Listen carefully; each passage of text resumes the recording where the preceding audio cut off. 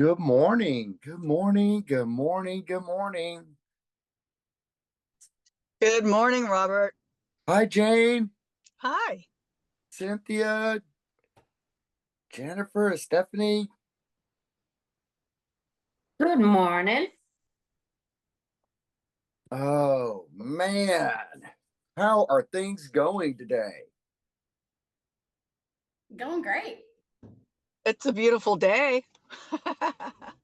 Jennifer, Sure you look is. amazing. It is a beautiful day. Isn't it just gorgeous outside? I mean, it's just Yes. like after the past few days of just like, question marks and the air and everything going on. I'm feeling such positive energy going on with people's business and their opportunities. We're seeing that too. I love it. I love it. I love it. I love it. Spring is in the air. It's bringing the energy back into the market, I think. And, in the commercial world, it's just, there's just so many in all the different fields that we have, the changes and the way the market's changing and the way the consumers are addressing real estate as well, and I mean, it just seems like every day I'm having investor conversations and they're looking at every opportunity, whether it be residential, single family, multifamily, and commercial to put those dollars into because they know it's the best commodity to invest in out there. So, I know we have a few folks on already. Where is everybody? Come on, come on. Oh, good morning, Jamie. So Jamie popped on. Christy's on. Welcome. Good morning, Christy. I love Jamie's profile picture. It's so happy. I know, right? It makes you smile just looking at it. It's the best. I love that picture.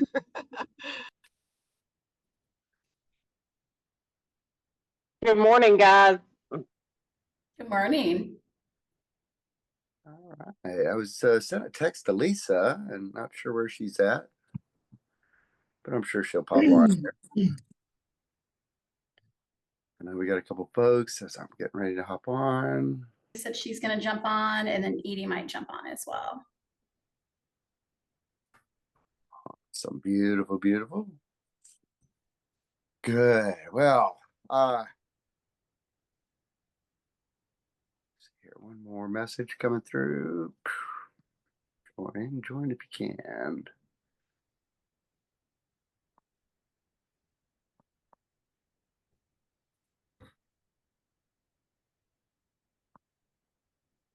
Robert, that's quite an array of books you have behind you. Thank you. We have this library in here that I thought I was going to be able to utilize. My wife is taking it over, but she loves reading, and she goes through series of different types of books, genres that she'll get focused in on, and Nice. she is quite okay. One more. Sorry, I'm texting here real quick, sending her the link. And sure. Robert, are you going to be at the Plano office today?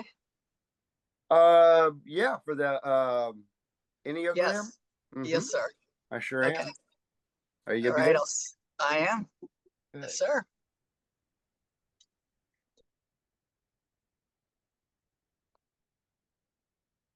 All right. Well, it is 9:04. I'm gonna go ahead and get started. I'm sending the link. Hold on. There we go. All right. I'm all tapped in here. Oops. Wrong button. I should be on my laptop, but I couldn't find my power cord. I must have left it in my truck. So sometimes a little more challenging stuff. All right. Good morning, folks. Welcome to this week's edition of Commercial Roundtable. This is a mastermind session. It's designed for to bring all of us together as a team, kind of talk about the trends, activities that are going on with our commercial business.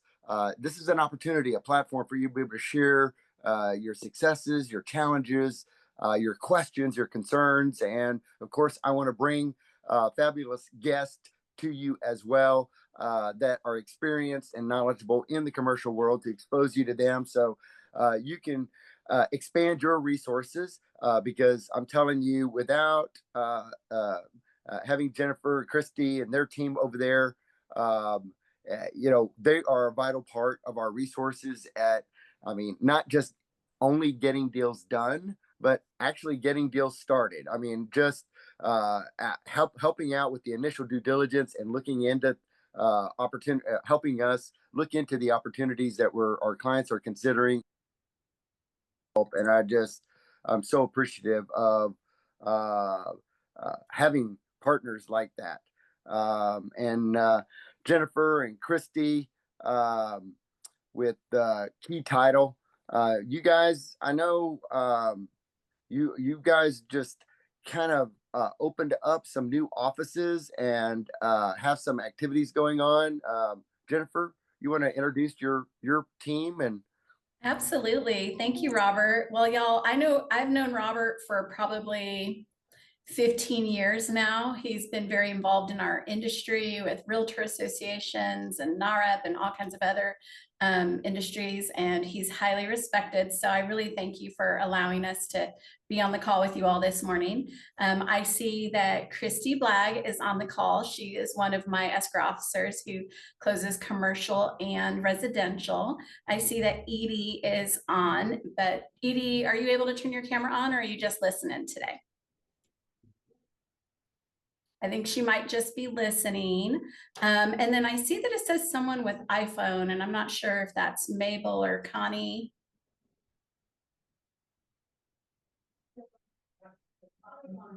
So hopefully they'll be joining us soon. Mabel is one of our attorneys. So Key Title, you'll notice you're going to start seeing our name everywhere. I would say 90%. Oh, come in and show your face. Y'all, this is Connie. Hello. Connie also does commercial and residential. I'm not a computer expert, so I don't know how to unmute my phone. But the thing that I love about our team, so we all moved from another title company, and a lot of us moved. And the reason for that is, and you all can attest to this, title insurance is regulated by the state. A lot of us have good service. A lot of us have great escrow officers. A lot of us have the same tools. It's really the people. And so our COO, my sales manager, and several other people that I'm close to, we're going to be leaving the company we were with to grow this incredible brand. And so quite a few of us moved because my people were leaving. So where they go, I go. Luckily, we have a beautiful new office not far from LocalPRO in Plano. I think I can see y'all's building from our window. We're right behind this little row of restaurants, Eddie V's, this little pizza place, Firebirds. I have a client that loves, what is this place right here called with the $3 Crown and Downs? It has good happy hour specials if you know anybody. So that is where we're located. Yeah. But let us know how we can help you. Most of you know, even if you've been in this business for, how long have you been in this business? Over 30 years for me. How long have you been in, Christy? Oh, girl, I stopped counting. Oh, hi, Edie. And Edie and I have worked together 1, 2, 3 at 4 different title. We stick with our people. So the important thing to know is that there are title companies that are directs where they work directly for an underwriter, and insurance is all risk perception. So if you send a deal to a direct that can't, for whatever reason, they feel like it's too much of a risk.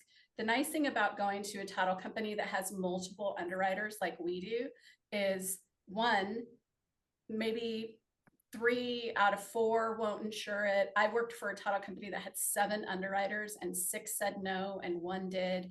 Sometimes things can be a little bit risky, but based on relationship, they may have a good relationship with that escrow officer, or just think, I don't think that's going to come back against us, and they'll insure the property. So it's really important to have a good relationship with your escrow officers. We're very flexible about, I mean, they've closed at McDonald's during the breakfast rush. They've gone to jails to close. They've gone to schools before a teacher starts the school day. They'll close your brokerage. It's really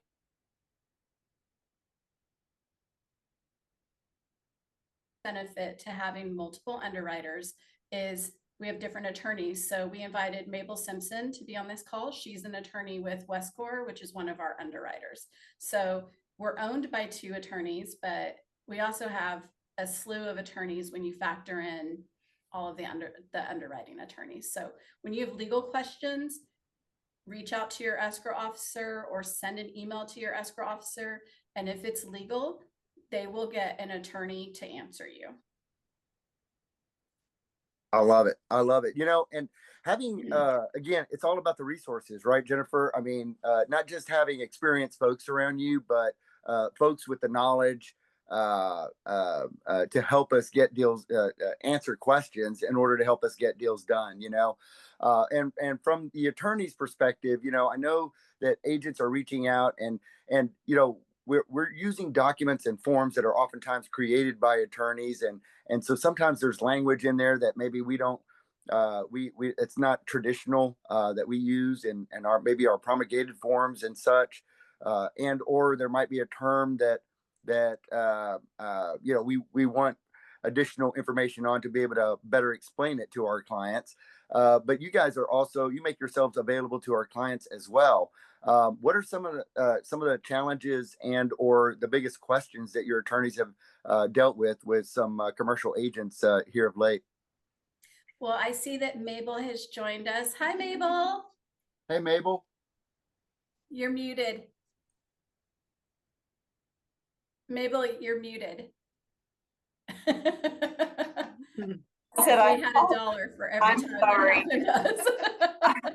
I apologize for that. They were doing construction and cut off my internet. And I'm like, oh no. my gosh, you guys. Perfect timing. Perfect timing. We have Perfect lightning timing, strikes. exactly. No, it's nice to meet you guys, and I apologize for being tardy. No, we're so glad you're here. I was just explaining to them the benefit of having multiple underwriters and having attorneys like you that support us and our clients. And Robert was wondering what some of the most difficult questions as an attorney you all have been receiving lately. And then if you don't mind, give them a little bit of your background. Okay, well, I've been with Westcor almost 3 years now. I came out of private practice. I've been practicing about 35 years. I had my own fee attorney office for over 30 years with no claims. And I had a full law practice, but I only focused on oil, gas, water, and land, and that included development. I was on city government for 4 years as a city council person. So I did development from the municipal side and the county side, from a vertical piece of dirt to a flat piece of dirt to put a vertical structure on. And I've lectured at different universities to the architectural new students to kind of give them an idea how to put a 1-dimensional to a 3-dimensional vertical, understanding how that goes together. But it's a vast array between commercial, whether it's raw land, commercial building, or whether it's farm and ranch that wants to stay farm and ranch with water rights or oil and gas interests, whether it is farm and ranch that's going to be converted to a subdivision or a development, now that there's a lot of that going on in the rural areas. So probably the most, I don't know if there's, after 30 plus years, I've been practicing since as long as Methuselah. So there's complicated questions sometimes that have very nuanced details that will only be found in case law.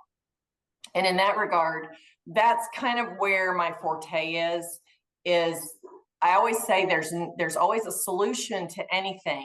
It may take time or money or both, but there's always a solution in land. And I started out of college, I was going to be a cop, and I went into being a landman, and I made run sheets. I pulled the books. I did it for oil and gas development, and I did examination of title all the way to sovereignty of the soil.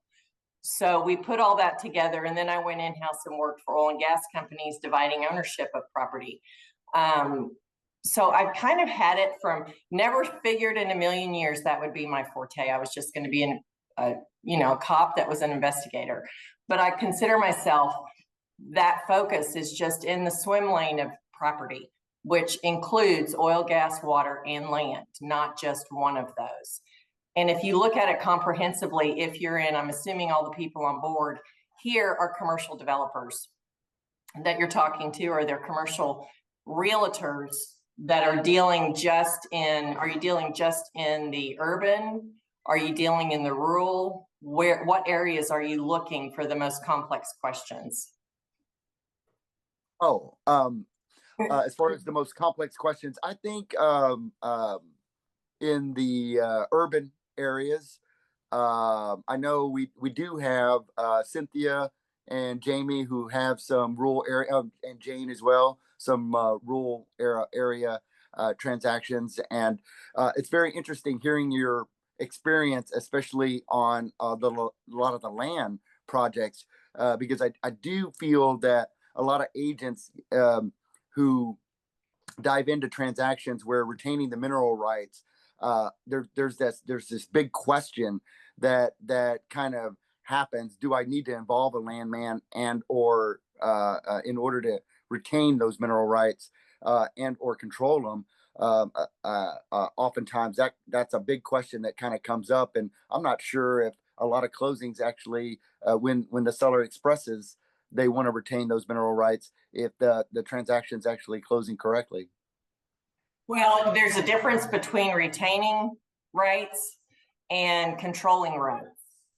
And when you do a closing and you're doing it for a contract of sale, your title insurance is not going to cover subsurface. And I always kind of use this, I'm a very visual person. After trying to convince 12 people in a box as often as I have, you have to be visual because nobody gets your persuasive argument. But if you put a table out there and you lay a tablecloth on it, everything above on top of the table, the plates, is the surface, what you're handling as a broker or as a realtor or developer. Everything below that tablecloth are your subsurface rights. And those can include geothermal, those can include water, those can include lithium. There's a whole host of things those can include. But when you get a title policy, we are not examining subsurface rights, because you can only examine subsurface rights if you run the title all the way to the sovereignty of the soil, which means back to when Texas became a republic and they started doing land patents.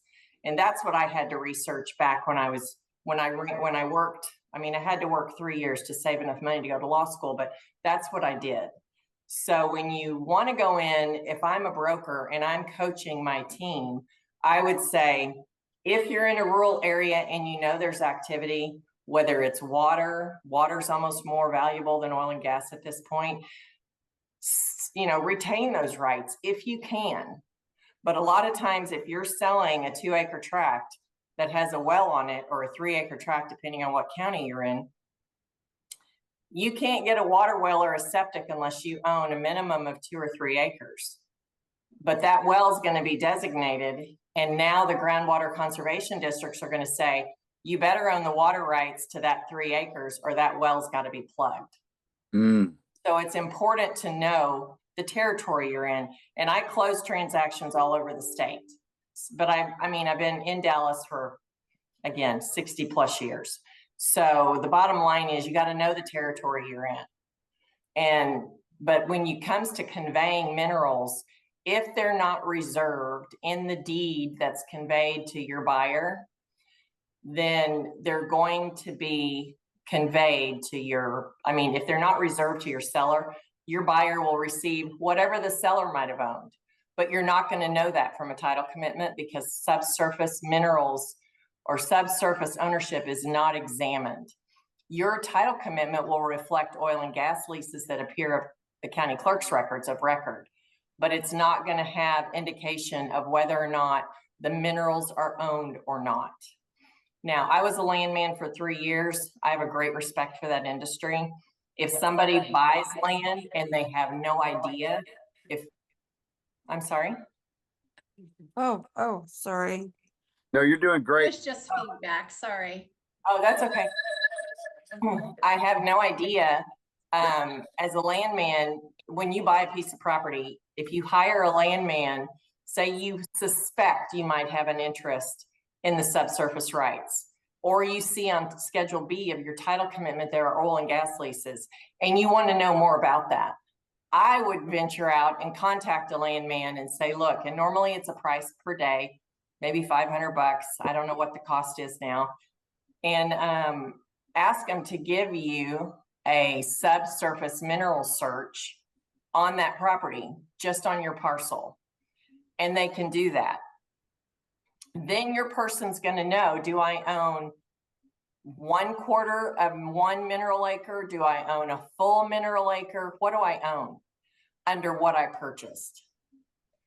And that became more apparent when, I'm sure y'all were familiar with the big oil and gas play in West Fort Worth, when that exploded. Who would have known those homes, all those subdivisions, the original owner forgot to reserve the minerals to himself. So the developer, who did not reserve the minerals to himself either, every single one of those housetops got a percentage ownership. But that's where, you know, when they had that big play, there was so much activity out there for that gas. And that's great. To me, it screams opportunity, but that's what the landmen do. So they can do it all the way from a subdivision all the way back. But years ago, like when I started in East Texas where they had that deep Cotton Valley gas, you know, out there, things hadn't transferred hands for generations. And then as you got closer to the city, they transferred hands. And then somebody kind of had a wake-up call in the 40s and said, we need to start reserving our minerals. Mm-hmm. And then they would reserve maybe a half of what they owned. They didn't know what they owned. And that's when all the body of case law started to come up, where the courts had to decide all the way up to the Supreme Court. This particular language, does it mean they got a reservation from what my seller had? Does it mean I got a piece of what his seller had? What does that mean? So that's where the body of case law came from. And I've always been fascinated by that. But if you want to know, you're not going to find out in a title commitment. But yes, a landman is a great resource if your customer wants to know that. And if they want to find out, like if you're buying in a area that the person says, well, this property's been in my family, even if it's like in Preston Hollow or Highland Park, and they say it's been in my family for generations, this particular property. Like we just sold our house in Richardson on 1.5 acres, and the guy that invented Snap-on tools built our house in the 30s. So you look into those historical, even though they're in urban communities, you never know. And so you could hire a landman to run those traps for your customer if in fact they're interested, but it doesn't get onto the policy of coverage for insurance. That's the one thing they need to know, that if there's a question or they need to defend title to minerals, that's not what a title company would be there for. Our job as insurers of the title policy would be to defend actually the indemnity or the indefeasible title for your buyer on that project. Wow. Can I ask a stupid question, Mabel? I'm There's no stupid questions. So no stupid questions. I've never inquired as to how a landman gets paid. Do they charge per the amount of research? Is it usually a flat fee?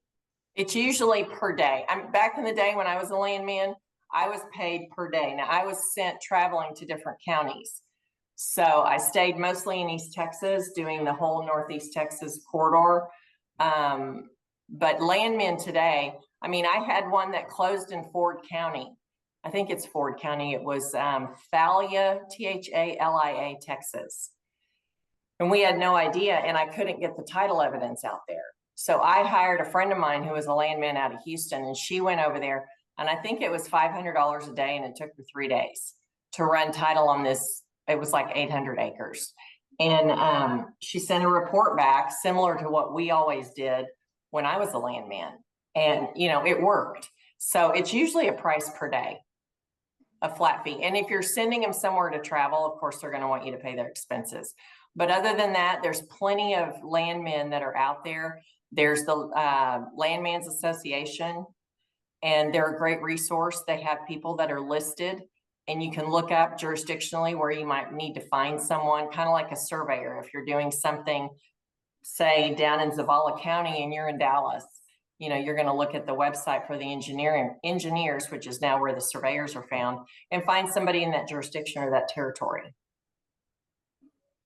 Mabel, I think it's so, I'm just so impressed with your experience and your history.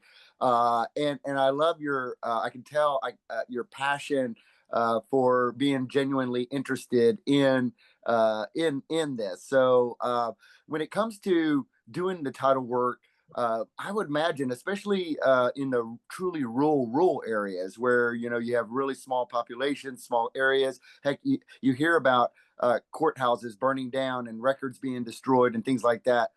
Is it even more challenging in those areas to be able to complete your title search and get results? No, because historically, like I just went to Del Rio, I don't know, maybe a month ago, maybe not that long ago.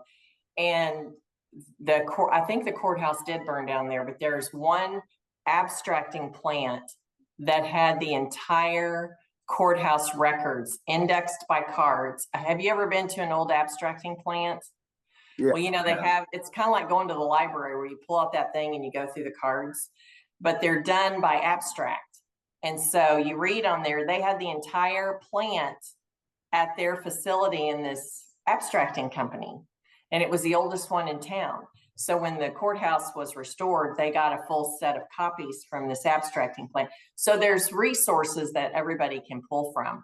But we end up, you know, we have different, Westcor, we have our own title plant, and we have a map that shows you what counties that we can produce commitments from.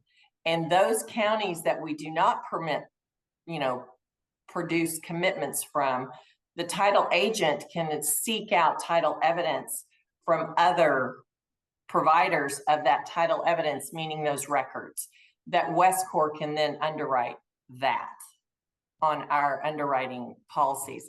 The one beauty about Westcor, in my opinion, and again, I was in private practice for a long time until Westcor started knocking on the door. And I thought, geez, I'm so old, pick somebody younger, you know? And they're like, no, we need somebody seasoned, which is the new code word for old, by the way. And I like tenured.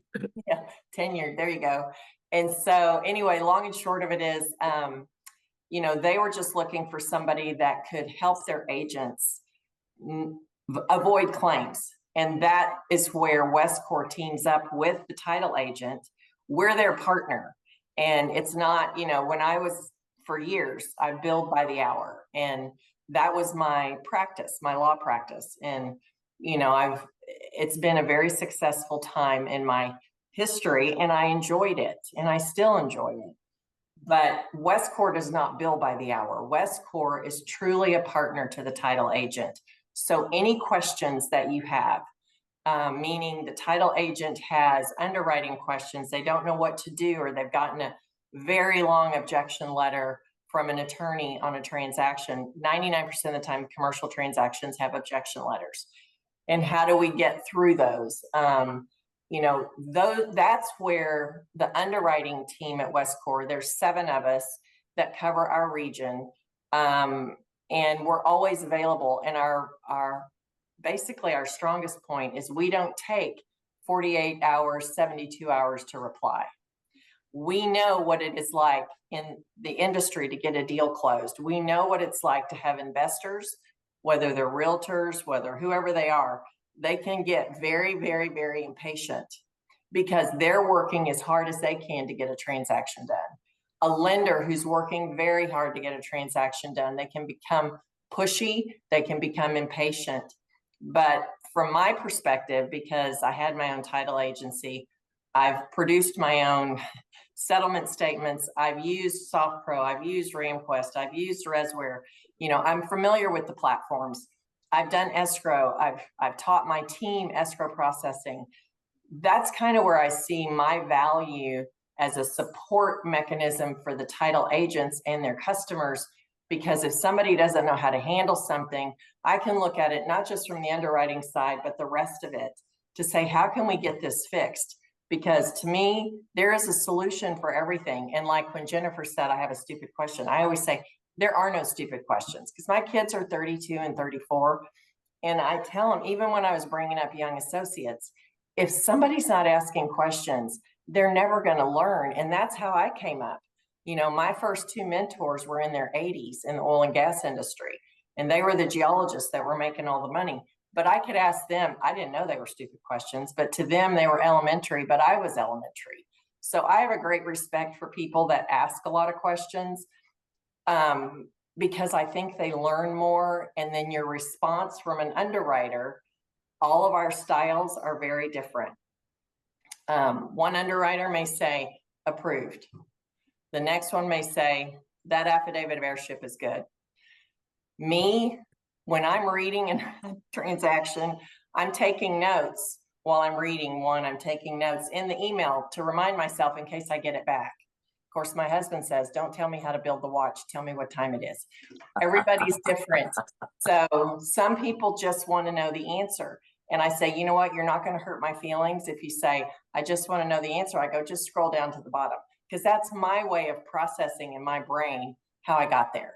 And then I think, well, maybe somebody who might be new to the industry might go, you know what? I didn't know that. That's kind of helpful. Next time I'll look that up again, or I'll save it and refer back to it, you know, those kind of things. You just I don't really know. like that discipline. I like that. I think I need to start doing that myself, because I always want to answer the question for my agents, but then I always want to dive in as an education opportunity, and I should probably ask them, if you just want the answer, tell me you just want the answer, because I'm going to take this opportunity. So I want to put it to the group here. Does anybody have any questions? Yes, For the group? I know we have questions. I do. I knew we would. Yes, this is Jane, and this is fascinating. I love this, Mabel. It is, I Thank know. you. You're brilliant. I want to go back to the water when you were talking about water. And let's say I've got a client who's got, I don't know, 83 acres. And he's like, well, I've got an aquifer on that piece of property. And, you know, it's 1,400 feet deep. Now, you said something that made me think that might not be his. Well, and you're going to get 9 million different answers to that question. You know, on water can be severed just like oil and gas. People are reserving water rights in their subsurface rights. So when a deed comes through and it'll say reserving oil and gas, whatever, and reserving water, because traditionally under state law, when you convey land, the water travels with the surface ownership. But I will tell you that may change here pretty quickly, because the Texas Supreme Court just heard a case March 18th, which has yet to be, no opinion has been issued because of the lithium development. There's a big vein of lithium in Texas that's huge, but lithium is found in brine or salt water under the surface. So water traditionally travels with the owners of the surface. They're trying to determine if lithium is a mineral or lithium is classified as water, which would be surface ownership. So the state legislature created a long time ago, probably, I want to say 15 years ago, they created groundwater conservation districts. And they wanted the groundwater conservation districts formed so that people that were living on smaller tracts would be required to give notice if they were drilling a well. And the only enabling legislation for the groundwater conservation district said, if you drill a well, we have authority over you. Meaning if there's a well drilled, if water is percolating to the surface, they don't have authority over that. If you drilled a well, the groundwater, we call it the GCD, their rules apply to that parcel of land. So if somebody— you said something, oh, I'm sorry. That's okay. You said something earlier in regard to that about if you had a well, it may have to be capped. Well, if you sell less, say for example, the GCD says you have to have a minimum of 3 acres to have a well. If you're going in and you buy a parcel that's in a new subdivision, and usually the developers will know this, you have to have a minimum acreage to be able to be eligible for a well permit. Okay. And that way they can't, during COVID, there was a bunch of litigation because all the people that wanted to get out of the city, they were buying all these unfiled subdivided lots in counties that were outside municipalities. No water and no power. And there was no ability to drill water because the lots were too small. So there was litigation, but that goes back to the realtor. Did you do your homework? Did you look and see if the groundwater conservation district in your area required a permit? How many acres was the minimum that was required for that permit? Just like if you're doing commercial work and you're in a municipality and you're doing something in the city, have you checked with the city? Is the zoning good? Are there any entitlements on that property? You know, does that property have a multifamily zoning that hasn't been lifted? Is there anything else on that property that you don't know about?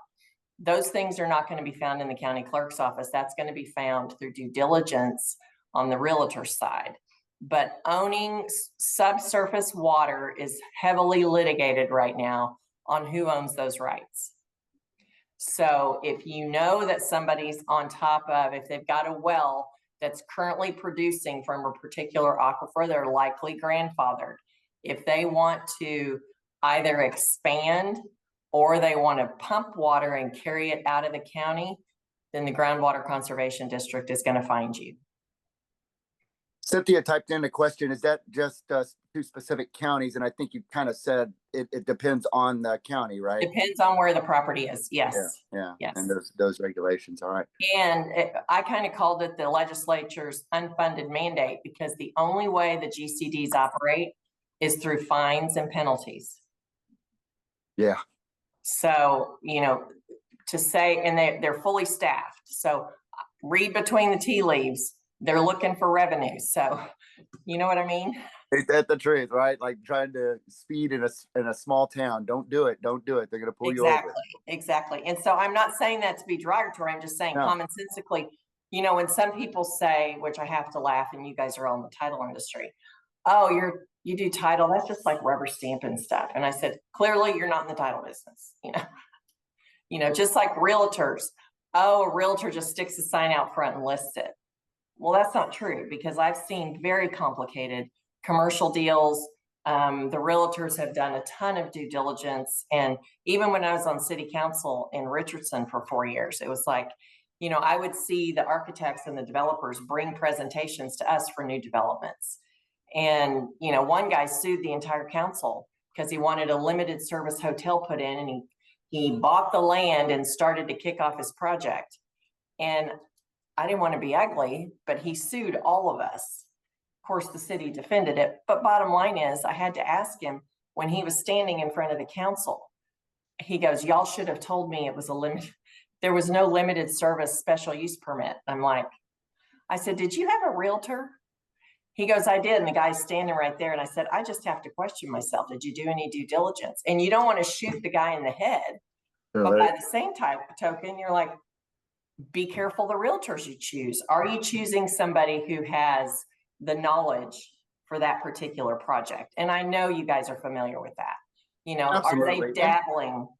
And the thing is about knowledge, guys, you know, sometimes especially as we're evolving our business, we're not going to have the knowledge and complete experience in everything, but we have the capabilities of getting it done.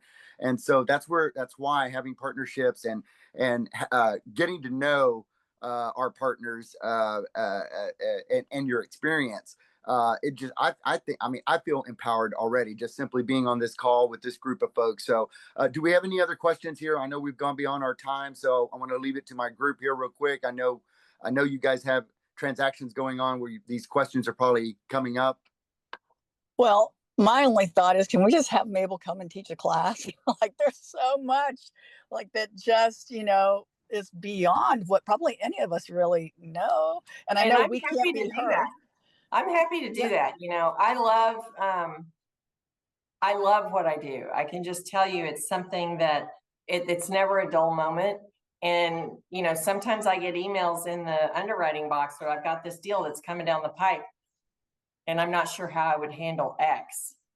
I'll chime in and tell you, I can't give you legal counsel because that's not what I do anymore, but I can tell you what I would do if I was walking a mile in your shoes as the agent. How would I handle that, or what would I be asking for to help them? Because our goal is to support as many deals as you can to never have a claim, and I get some complaints where, we'll get a question that comes in the box that is related to corporate structure. Now, I've done a ton of M&A deals, and I used to represent clients before the Internal Revenue.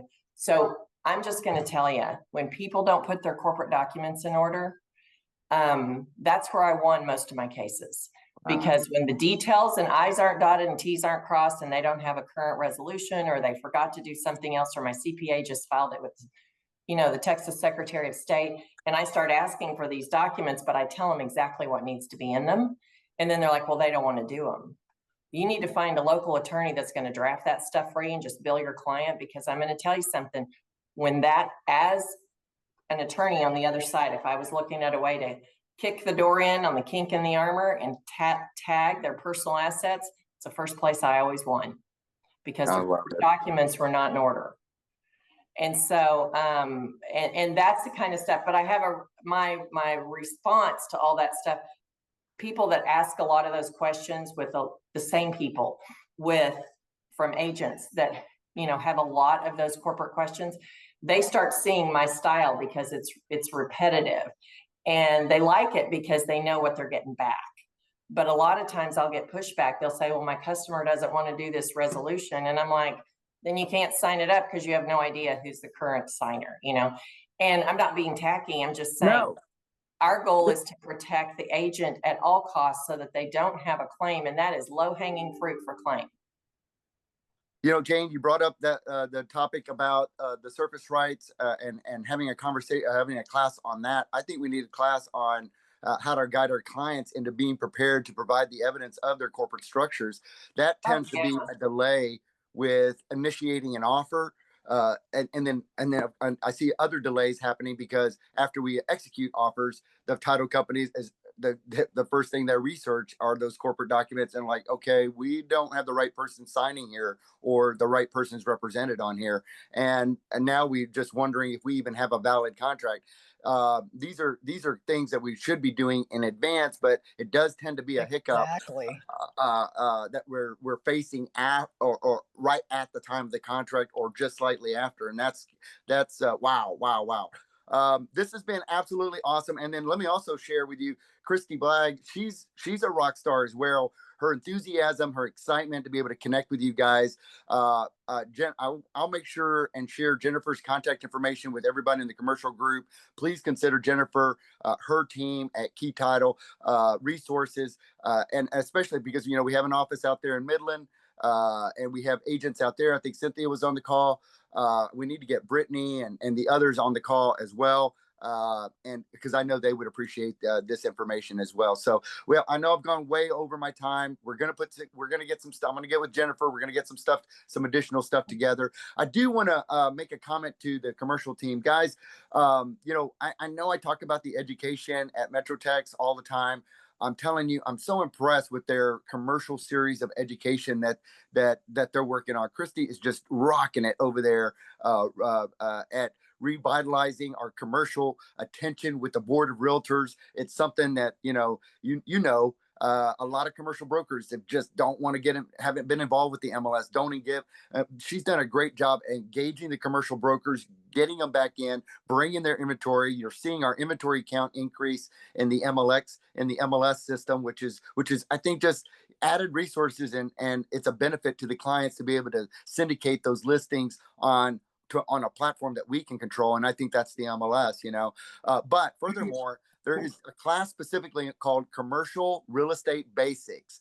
And I'm telling you, this is a really great class. I've taken it before. It's really, really good.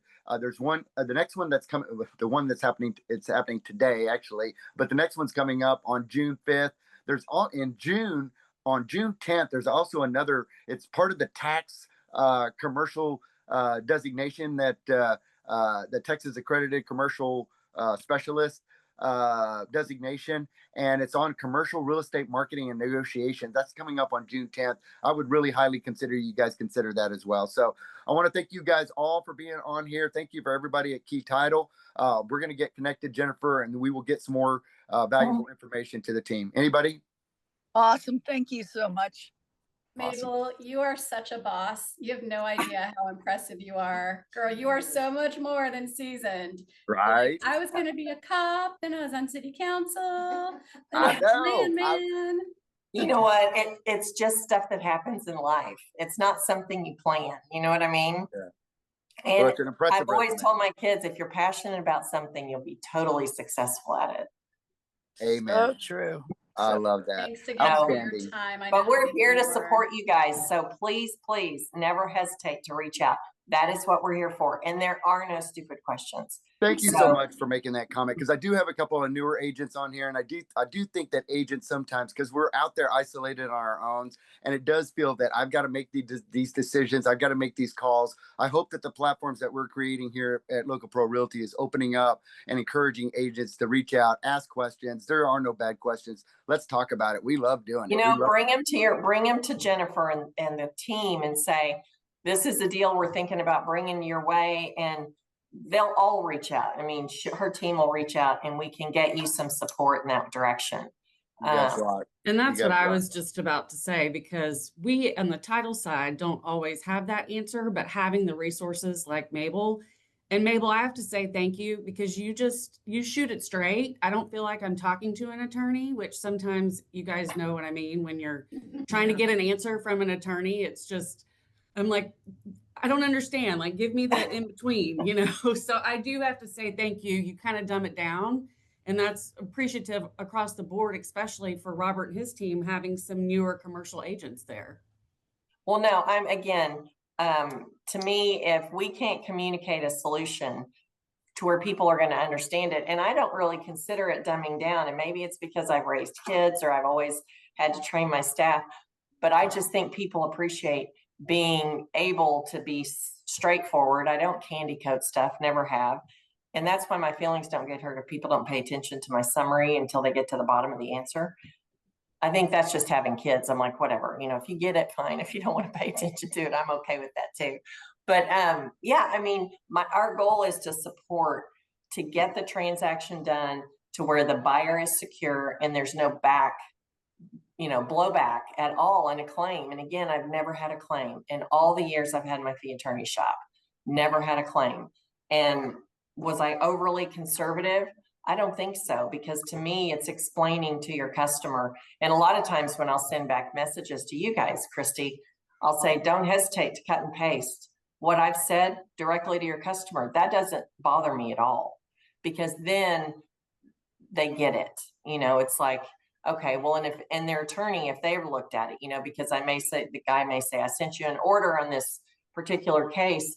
I'm like, yeah, but your summary judgment didn't include in the order that you supplied to the court. You need to go get the court modify the order. I mean, I've been in litigation. It needs to say this. And I don't make them guess. I tell them. Yeah, right.